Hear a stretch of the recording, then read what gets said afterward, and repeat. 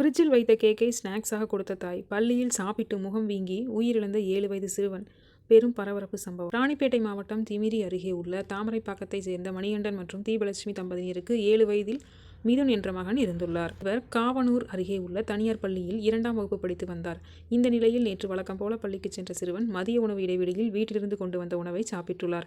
இதனைத் தொடர்ந்து வகுப்பிற்கு சென்ற மாணவன் திடீரென்று முகம் வீங்கி வகுப்பறையில் மயங்கி விழுந்துள்ளார். இதனை கண்டு அதிர்ச்சியடைந்த வகுப்பாசிரியர் மற்றும் பள்ளி நிர்வாகம் உடனே மாணவரின் பெற்றோருக்கு தகவல் தெரிவித்துவிட்டு தனியார் மருத்துவமனையில் சிகிச்சைக்காக அனுமதித்தனர். அங்கு முதலுதவி அளிக்கப்பட்டு மேல் சிகிச்சைக்காக அரசு மருத்துவமனைக்கு மாணவர் அழைத்துச் செல்லப்பட்டார். ஆனால் அங்கு மாணவரை பரிசோதித்த மருத்துவர்கள் ஏற்கனவே அவர் உயிரிழந்து விட்டதாக தெரிவித்தனர்.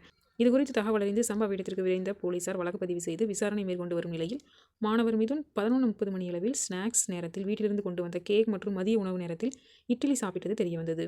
மாணவன் சாப்பிட்ட அந்த கேக் கடந்த 5 நாட்களுக்கு முன்பாக தாமரைப்பாக்கத்தில் உள்ள தனியார் பேக்கரியில் வாங்கியதும், அதனை ஃப்ரிட்ஜில் வைத்திருந்த நேற்று ஸ்நாக்ஸாக மிதுன் மற்றும் அவருடைய அக்காவுக்கு பெற்றோர் கொடுத்ததும் தெரியவந்தது.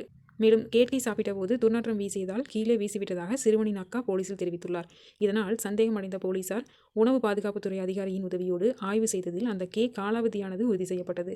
இதனைத் தொடர்ந்து சம்பவம் குறித்து போலீஸ் தீவிர விசாரணை நடத்தி வரும் நிலையில், கேக் சாப்பிட்டதால் ஃபுட் பாய்சன் ஆகி மாணவன் உயிரிழந்தாரா அல்லது வேறு ஏதாவது காரணமா என்ற கோணத்தில் விசாரணை நடத்தப்பட்டு வருகிறது. பள்ளிக்கு சென்ற சிறுவன் உயிரிழந்த சம்பவம் அப்பகுதியில் பெரும் சோகத்தை அதிர்ச்சியையும் ஏற்படுத்தியுள்ளது.